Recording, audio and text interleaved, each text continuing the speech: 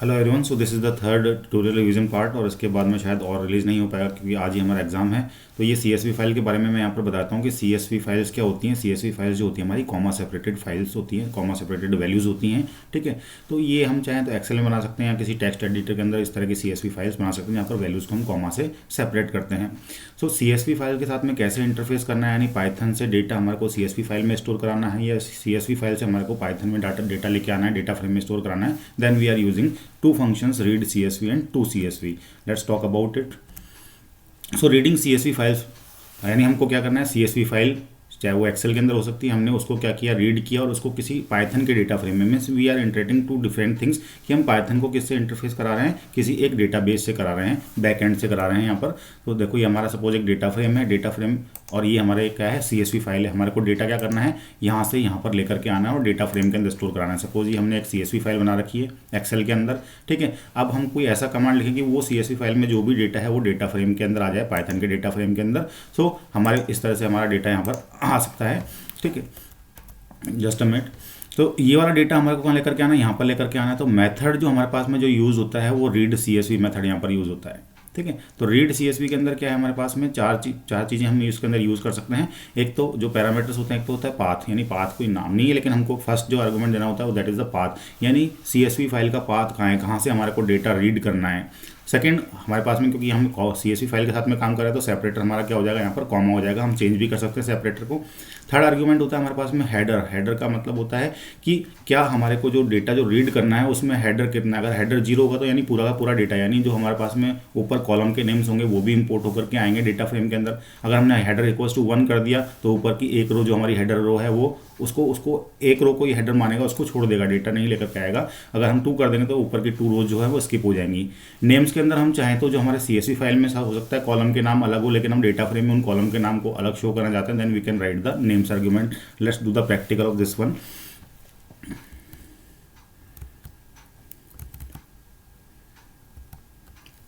तो यहाँ पर मैंने लिख रखा है import pandas as pd, फिर माई रिजल्ट इक्वल्स टू pd.read। यहाँ पर देखो मैं रीड फंक्शन को यूज़ कर रहा हूँ, pd.read CSV function it is use. अब रीड CSV फंक्शन में जो भी डेटा मैं यहाँ पर पाथ दूंगा वहाँ से फाइल रीड होगी। सपोज मेरा जो फाइल है वो यहाँ पर स्टोर है, I will show you the file. ये हमारी फाइल है, इस फाइल के अंदर मेरे पास में यहाँ पर देखो एक CSV फाइल बनी हुई है, ये कॉमा सेपरेटेड फाइल जिसका नाम है रिजल्ट। मैं इसको ओपन करके दिखा देता हूँ।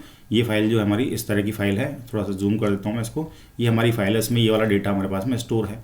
तो ये जो फाइल है इसका पाथ कहाँ पर है, पाथ यहाँ पर देखो, आप यहाँ से देख सकते हैं। यहाँ से मैंने पाथ को कॉपी किया Ctrl+C से और फिर मैं अपने इसके ऊपर पाइथन प्रोग्रामिंग पे आया। यहाँ पर मैंने क्या किया, डबल कोट्स के अंदर इस पाथ को कॉपी करके पेस्ट कर दिया।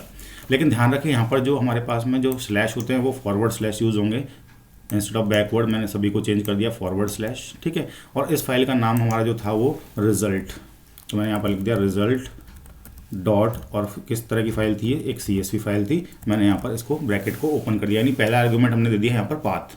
पाथ के बाद में मैंने यहाँ पर मेंशन किया सेपरेटर, मैंने लिखा सेपरेटर इक्वल्स टू, यहाँ पर कर दिया कॉमा, यानी हमारा सेपरेटर क्या है, कॉमा है। जब मैंने इसको सेव किया, अब ये जो डेटा है रीड होकर के यहाँ पर किस में स्टोर हो रहा है, माई रिजल्ट। माई रिजल्ट क्या है, एक तरह से एक डेटाबेस, यहाँ पर डेटा फ्रेम बन रहा है यहाँ पर, ठीक है। तो मैंने यहाँ लिखा प्रिंट माई रिजल्ट, उसको मैं यहाँ पर प्रिंट करा, यानी डेटा जो है एक्सेल से आएगा पाइथन के अंदर और फिर यहाँ पर शो होगा। मैं इस प्रोग्राम को रन करके दिखाता हूँ, ठीक है। ये देखो, ये जो डेटा है ये वही एक्सेल वाला डेटा है जो हमारे पास में अब किसके अंदर आ गया है, पाइथन के अंदर। यानी हमने क्या किया, हमने एक CSV फाइल को रीड करके उसको पाइथन के अंदर स्टोर किया है, ठीक है। माई रिजल्ट नाम के एक ऑब्जेक्ट के अंदर मैंने यहाँ पर स्टोर किया है। Now another argument that is the header, ठीक है। देखो यहाँ पर हेडर बाय डिफॉल्ट हेडर की वैल्यू जो होती है वो 0 होती है अगर हम रीड CSV कर रहे हैं तो यहाँ पर हमारे पास में रोल नंबर, नेम, इंग्लिश, ये सारा का सारा, यानी हेडर हमारा आ रहा है। अगर मैं यहाँ पर एक मेंशन हेडर कर देता हूँ, हेडर इक्वल्स टू, अगर मैं 0 करूँगा तो यही रिजल्ट रहेगा। अगर मैंने हेडर इक्वल्स टू 1 कर दिया, यानी जो फर्स्ट वाली रो जो है वो यहाँ पर हमारे पास में नहीं आएगी। मैंने इस प्रोग्राम को रन किया, रन करने के बाद देखो यहाँ पर हेडर नहीं आ रहा, डायरेक्टली 1 समीर और ये चीज़ें आ रही हैं। अगर मैंने हेडर इक्वल्स टू 2 कर दिया तो ये वाली फर्स्ट वाली रो भी यहाँ से चली जाएगी, clear. So this is the function of header. Next argument is the names. अगर मैं कॉलम नेम्स को यहाँ पर चेंज करना चाहता हूँ, यानी कॉलम के नेम जो है मैं यहाँ पर डिफरेंट देना चाहता हूँ, मैंने सपोज हेडर यहाँ पर 0 कर दिया, बाय डिफ़ॉल्ट भी जीरो ही होता है, अगर हम नहीं लिखेंगे तो भी बाय डिफ़ॉल्ट वो जीरो ही माना जाएगा। मैंने रन किया, you can see the result, यहाँ पर हमारे पास में हेडर्स आ रहे हैं। तो हेडर आर्ग्यूमेंट मेरे को आपको समझ में आ गया होगा। हेडर को मैं यहाँ पर हटा करके एक नया आर्ग्यूमेंट यूज़ कर रहा हूँ, दैट इज़ नेम्स। अब नेम्स में मैंने सपोज यहाँ पर मेरे को लिस्ट देनी है। नेम्स में मैंने पहला रोल, देखो यहाँ पर अपने CSV फाइल जो है उसमें उसका नाम क्या है, रोल। मैंने यहाँ पर लिख दिया रोल NO और डॉट लगा दिया। रोल नंबर मैंने कॉलम का नाम चेंज कर दिया। सेकंड के अंदर मैंने यहाँ पर कर दिया स्टूडेंट नेम। देन थर्ड के अंदर मैंने यहाँ पर कॉलम का नाम कर दिया इंग्लिश की जगह ENG, just a minute, ENG। Then फिर मैंने फिजिक्स के लिए यहाँ पर PHY कर दिया, PHY। Like this I am changing all the names. मैंने यहाँ पर CHEM कर दिया केमिस्ट्री का, एंड देन मैंने यहाँ पर MATH कर दिया मैथ्स की जगह मैथ कर दिया, और यहाँ पर मैंने IP को IP ही रहने दिया। ये सपोज उसको मैंने IP वापस से सेम नेम दे दिया। Okay, so I will close the list. ये मेरे लिस्ट ऑफ आर्ग्यूमेंट्स हो गए जो कि जिस किसमें दिया मैंने नेम्स के अंदर एक लिस्ट दी है जिसमें मैंने सभी जो कॉलम नेम्स है वहाँ पर चेंज कर दिया है। अब मैं इस प्रोग्राम को अगर रन करता हूँ, you can see the column name.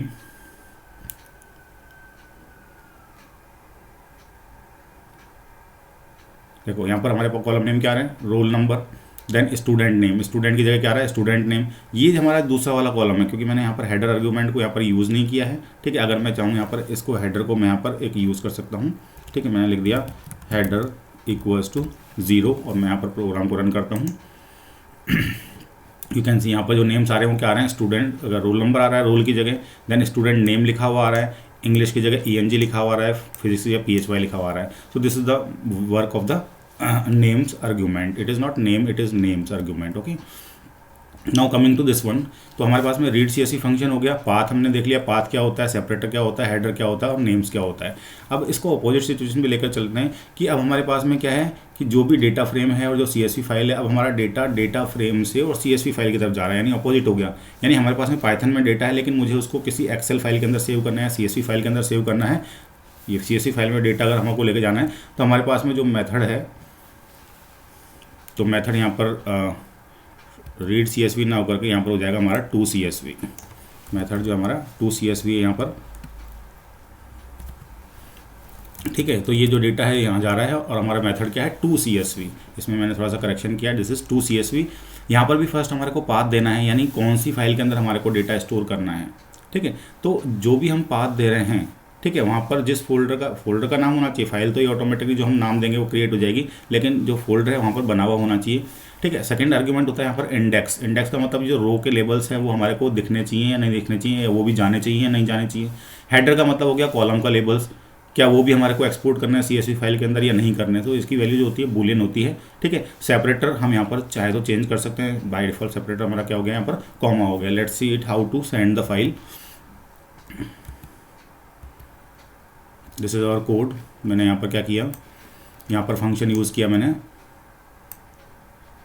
अब यहाँ ध्यान रखें, जो रीड CSV होता है वो हम PD के साथ में यूज़ करते हैं। ठीक है, और जो राइट CSV होता है वो हम यहाँ पर यूज़ करते हैं। हमारा जो भी रिजल्ट सेट है या जो हमारा डेटा फ्रेम है, ठीक है, जो हमारा ऑब्जेक्ट है, मैं लिखा माई रिजल्ट डॉट टू CSV। अब ये toCSV हम कर रहे हैं तो toCSV के अंदर क्या होना चाहिए, माई रिजल्ट पहले से हमारे पास में तैयार होना चाहिए कि किस तरह का हमारा जो डेटा फ्रेम है वो यहाँ पर हमारे को तैयार होना चाहिए कि ये डेटा फ्रेम मुझे कहाँ पर करना है, कि डेटा फ्रेम वाली फाइल के अंदर एक्सपोर्ट करना है। तो लेट्स सी हमारे पास में अगर कोई यहाँ पर डेटा फ्रेम है कि नहीं है। जैसे ये है रिजल्ट सेट मार्क्स, एक प्रोग्राम है रिजल्ट सेट मार्क्स। यहाँ पर एक डेटा है हमारे पास में, मैं इस प्रोग्राम को रन करके दिखाता हूँ। ठीक है, ये डेटा है हमारे पास में, जो रिया रोहन जो मैंने पिछले ट्यूटोरियल में बताया था, ये एक डेटा फ्रेम है हमारे पास में। इसका नाम क्या है हमारे पास में, जो डेटा फ्रेम का नाम है रिजल्ट DF। तो सपोज मैं इस रिजल्ट DF को क्या करना चाहता हूँ, कहाँ पर भेजना चाहता हूँ, इस रिजल्ट DF को मैं भेजना चाहता हूँ एक किसी एक्सेल फाइल के अंदर। ठीक है, तो मैंने यहाँ पर क्या लिख दिया, ये पूरा मैंने डेटा फ्रेम बना दिया। डेटा फ्रेम बनाने के बाद में मैंने यहाँ पर लिखा रिजल्ट DF, जो भी हमारा रिजल्ट DF जो हमने यहाँ पर बनाया है, डॉट टू CSV, यानी CSV फाइल के अंदर मुझे भेजना है। मैंने यहाँ लिखा CSV और यहाँ पर मैंने एक पाथ दे दिया, सपोज D:/। यहाँ पर एक CSV नाम के एक फोल्डर बना हुआ है ऑलरेडी, मैंने लिखा CSV/ और इस फाइल का नाम देता हूँ सपोज डेमो फाइल डॉट, और यहाँ पर मैंने लिख दिया कौन से फॉर्मेट में सेव करना है, डेमो फाइल डॉट CSV के अंदर मुझे इसको क्या करना है, सेव करना है। मैंने इसको सेव किया।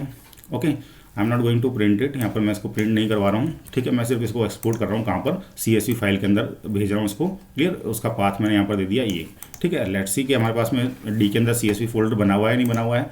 यहाँ पर मैंने आया, मैंने अपना माई PC खोला, यहाँ पर डी ड्राइव पर क्लिक किया।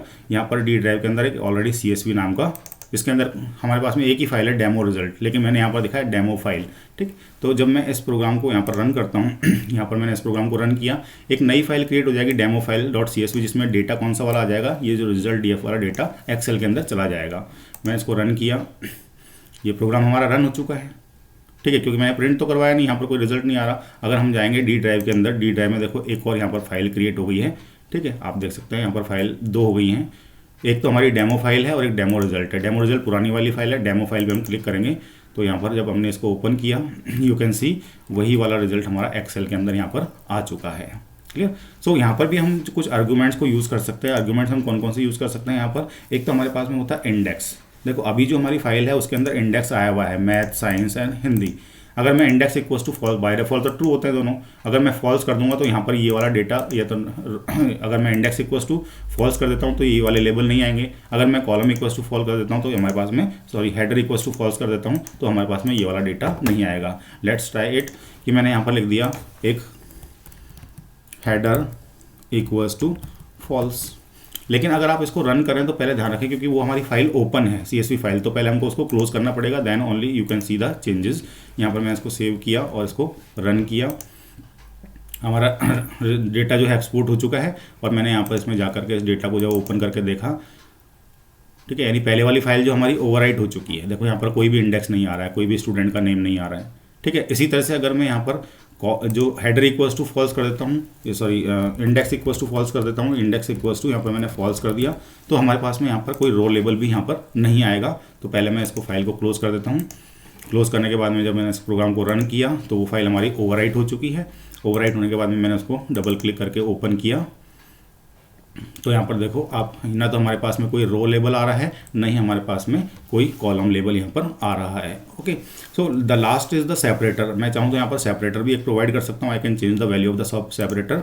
मैंने यहाँ पर एक और आर्ग्यूमेंट को यूज़ किया, दैट इज सेपरेटर पैरामीटर को यूज़ किया कि SEP सेपरेटर इक्वल्स टू, मैंने यहाँ पर कर दिया @ सपोज। ओके, और जब मैंने इसको सेव किया, पहले उस फाइल को मैं क्लोज कर देता हूँ, और जब मैंने इसको रन किया तो यहाँ पर हेडर भी नहीं आएगा और यहाँ पर कोई कॉलम लेबल भी नहीं आएगा, और यहाँ पर जो सारी की सारी जो डेटा है वो एक सेल के अंदर आ जाएंगी, और सबको सेपरेटर जो साइन हो जाएगा वो क्या हो जाएगा, @ का साइन।